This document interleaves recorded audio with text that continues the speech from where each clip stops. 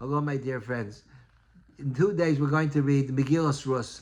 What does Megillas Rus have to do with the Yontif of Shavuos? It's a beautiful story, but it has nothing to do with Shavuos. And it's a story about how when Naomi's husband and 2 sons die, so her daughter-in-law Rus comes back with her from Moab to Eretz Yisrael, and she insists she wants to be part of the Jewish people.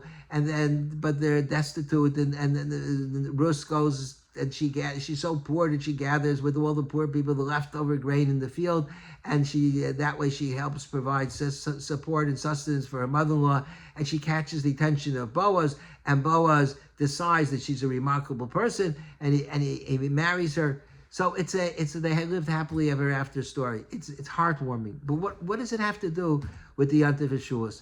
And I want to add to that a male chauvinist would ask this question. I'm not a male chauvinist, so it's an invalid question, but I just want you to know what he would ask. He would say that Shavuos is a yontif for men, because Shavuos has to do with the giving of the Torah, and men have a mitzvah to study Torah day and night. That mitzvah doesn't apply to women. Women also have a mitzvah to study Torah, but they don't have to study day and night. So if you want to pick something to read on Shavuos, pick something that has to do with men. Rus is a story about Rus and Naomi, 2 women. They are the heroines. Why is that highlighted on the Yontif of Shavuos? So it's a bad question, and I'm going to tell you why it's not a valid question. I mean, I would also say, if you want to pick something about Shavuos to read, so read the story in the Gemara about Rabbi Akiva, that when he was 40 years old, he went away to yeshiva for 24 years and he studied Torah. What is the point of Megillas Rus? Another question. What value do we have from the Torah? It's very nice that Rabbi Hashem gave us the Torah, 613 mitzvahs, but what do we have from that? Okay, so when we get to Olam Haba, none of us are anxious to get there soon. So eventually, we'll be in Olam Haba, we'll be in Gan Eden. When we do the mitzvahs, we will, mitzvah Shem, we'll all be tzaddikim, we'll be able to have an eternal reward. But what about now, in this world? Wouldn't we have been better off without all these restrictions and without all these mitzvahs?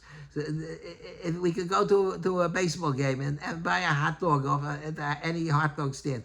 Wouldn't that be easier if we didn't have to get up for davening, if we didn't have to prepare for Yom Tovim and the sukkahs and build a sukkah and Pesach with the matzah, all the things that we have to do? Wouldn't we be better off without having to do all the mitzvahs? So the answer is no. We would not be better off, because God doesn't do things that are to our detriment. Why? What is the reason why that is the case? So the answer is because a human being has a deep and profound need to do something that's meaningful. If a person feels that they have no tachlis, that they have nothing that they're accomplishing, there's nothing important that they're achieving, then their life is a failure, and a person would not be happy. A person could party, and he could go spend the whole day eating in restaurants and going to movies and touring and do all sorts of pleasant things, go to amusement parks and go travel around the world. But in the end, when he looks back, and time flies by, and over the years, and then he looks back, what did I accomplish? I accomplished nothing. That is so demoralizing and depressing. A human being has a need to achieve something of significance. This idea is reflected in yesterday's Torah reading. We read Parshas Bamidbar. Bamidbar the beginning of Bamidbar is all about the census of the Jewish people. Rashi says that 3 times God told Moshe Rabbeinu to count the Jewish people, because he loves the Jewish people. So I saw that somebody asks, why does God, if he loves the Jewish people, why does he have Moshe count them? When you count people, they're just numbers. And yet, so he counts the 600,000 people in Klal Yisrael. That's so degrading, because it doesn't reflect any of the value. It doesn't. There's some people who are more accomplished, some people less accomplished. When you count, they're all the same. It's just each one is a number.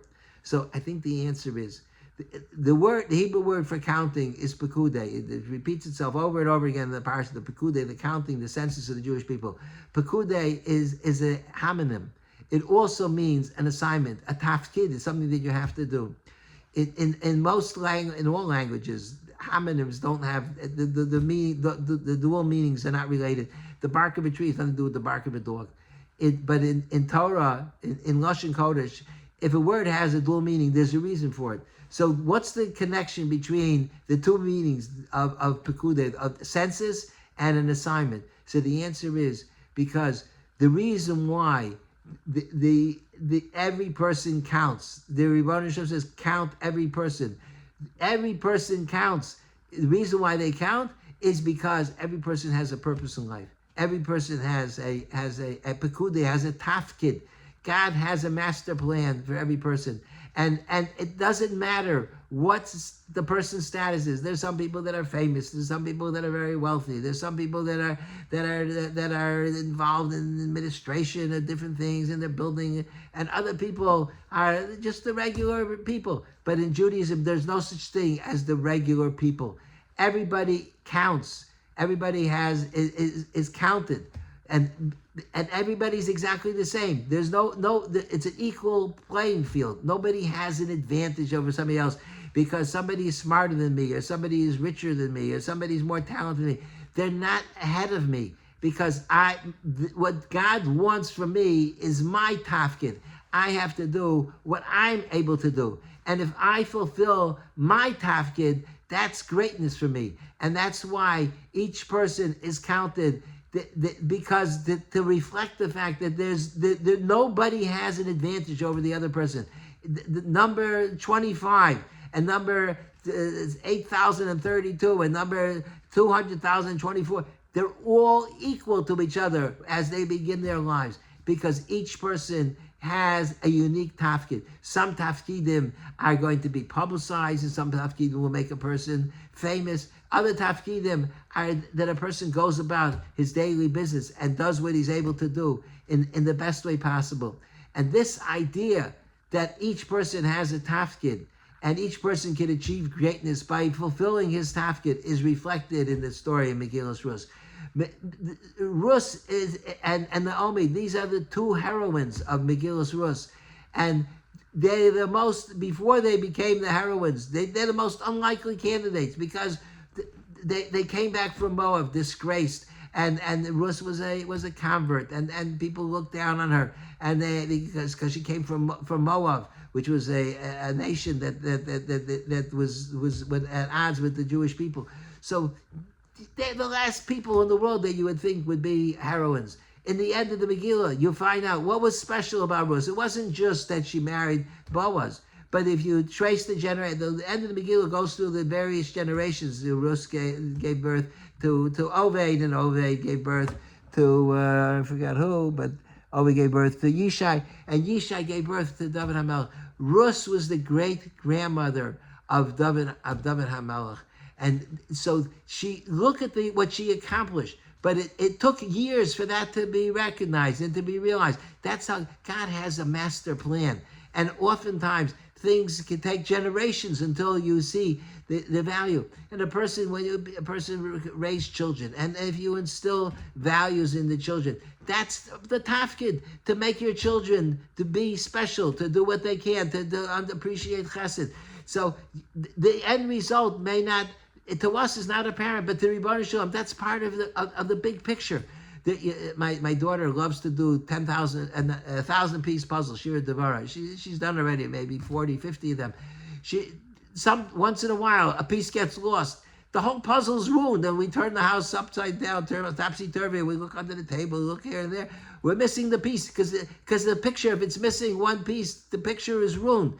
And for the Rebbeinu Shalom, the whole picture has to fit together. And if you would, the end of Megillas Rus traces the generations from Yehuda and Tamar, were the parents of Peretz, and Peretz gave birth to Chesed. Traces the generation, like 10 generations from Yehuda and Tamar until you get to David. If you would remove any single one of those people, if they would be missing, if they would fall out, then the whole picture would be ruined, because they wouldn't have been able to. There would not have been a David HaMelech. Without Rus, there would be no David HaMelech. But the Rebbeinu Shalom has his plan, And some of the people in the plan are famous, and other people, some of the people that the Megillah mentions, we don't even know anything about them. But it doesn't matter, because that's God's master plan. And in his plan, everybody has a purpose. It's like people on a conveyor belt. If the person is supposed to drill, they're building airplanes. The person who's supposed to drill a hole in a certain spot, if he makes the hole in the wrong spot, the whole plane will go kaput and fall into and not take off even, because that's necessary for the design and the structure. And that's how the Ribono Shel Olam is also. It could take hundreds of years. It could take generations. I didn't try to calculate. How long was it from the time that Yehuda and Tamar gave birth to parrots until the 10 generations later, David HaMelech? It was hundreds of years, maybe 600 years, 700 years. It was centuries. And nobody would have known at the time when Yehuda and Tamar were initially married. Nobody knew what the outcome was going to be. But the Ribono Shel Olam had his plan, because the Ribono Shel Olam has a tafkid for each person. And if every person is equal opportunity, if you do your tafkid, it's just as important my tafkid or your tafkid as it is the Gadol Hador, the people that are very important, because all the people are necessary for the end result to occur, because God has a master plan. And if you take out any piece, the whole picture is ruined. And that is the lesson of Megillah Shavuos. And that explains why Torah is so valuable and so important, because it creates meaning and value in a person's life. And a person has a sense of purpose. And without a sense of purpose, it's not just when you get to Olam Haba that you'll be happy. It's in this world. It's deeply satisfying and rewarding. But the important point is that a person has to make sure to find their tafkid. How do you know what your tafkid is? We don't know exactly. But one thing is clear, that every person has ability. Every person has talents. And if you do whatever you as much as you can do, that is the person's tafkid in life, to actualize the talent. So I'll give you an example. There are people that are members of Bikur Cholim. It is such an enormous chesed, Bikur Cholim. We don't even appreciate the impact, how it could change people's lives. And we don't know, maybe the Bikur Cholim, because of their efforts, the people survive an illness, and maybe because of that, they have children and grandchildren, great children, and 10 generations later, a great person is born. That's all the result of the effort. So at the time, you can't measure. You don't know the significance is what is taking place. The significance is, if I use my talents, my abilities, that is greatness for the individual. I count. I'm in the sense, it's the pekude is if I fulfill my tafkid, if I fulfill my mission in life. And every person has a mission. I've told the story many times. Rabbi Roden, a friend of mine, Dallas, Texas, he started a shul in his house, and he was struggling, and one day a man came into the house, a Texan with a ponytail, and he said, "Rabbi, here's $10,000 donations for your shul." And he said, "Why are you giving this to me?" He says, "I was in Israel and I went to the Kotel and I saw a Hasid praying with fervor, and I was so inspired and I wanted to do something for him, but I couldn't talk to him. So I decided, when I get back to Dallas, I'll look up in the phone book the Hasidim, and I couldn't find any Hasidim in the phone book, but I found your name is listed as a rabbi. So I picked you out of the phone book. So here, I'm coming to give you $10,000 because I'm inspired by this person." And he did that 5 years in a row, and that kept Rabbi Roden going, and now he has a beautiful shul. So, but the person passed away after the 5th donation, and Rabbi Roden eulogized him, and he brilliantly said that when this Hasid, whoever he was, who was Dami of the Coastal, after he finishes his life, and he comes after 120 years, he comes and stands before HaKadosh Baruch Hu, God will say to him, because of you transformed the life of Rabbi Roden, and you transformed the life of this disconnected Texan who had a tremendous chus and a tremendous mitzvah to be able to support Rabbi Roden. You inspired him. And he said, "What's a Texan? And where is Texas?" And I don't know anybody with a ponytail. And God said, "No, you were standing there davening at the coast." He said, "I didn't see. I don't know what we're talking about."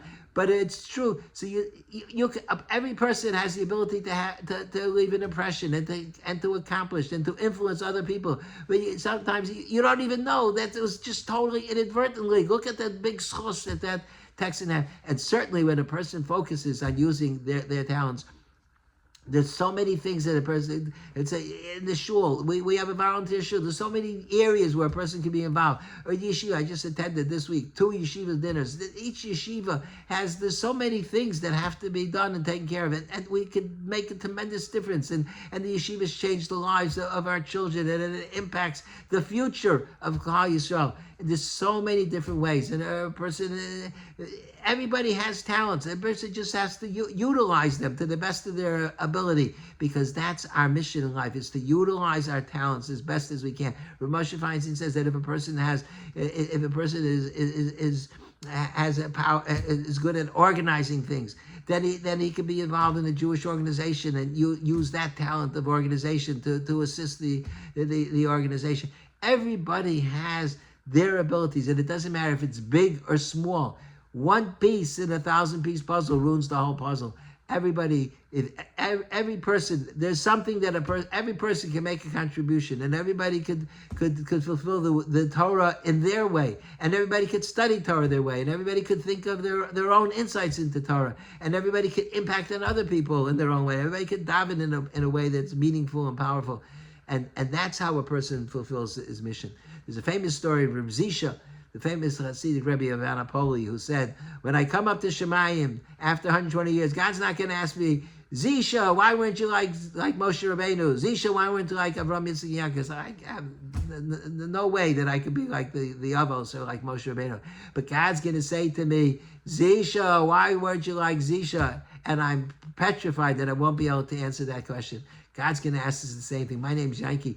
God's going to ask me, that's my nickname. God, that's my family calls me Yankee. Yankee, well, God's going to say to me, why didn't you become Yankee? Why didn't you utilize all your talents that you have, small, big and small, and utilize them to their fullest? That's the question that we have to ask ourselves on Shavuos. And Megillas Rus should inspire us to appreciate the fact that everybody in the world can make a difference. If Rus and Naomi, who were the most unlikely heroines, they transformed the future of Klal Yisrael. That story happens to be recorded, and we see it took hundreds of years till you come to the end. We don't know where the end is going to be. We don't know what influence we're going to have, but we need to utilize our abilities as much as possible, so that the Rebbeinu should not say to us, he shouldn't say to me, and he shouldn't say to you, why weren't you like Yankee? Why weren't you like Shimon, Leah, Rachel, whoever? That's the message of Megillas Shavuos on Shavuos. Thank you for listening, and have a very wonderful and beautiful Yom Tov.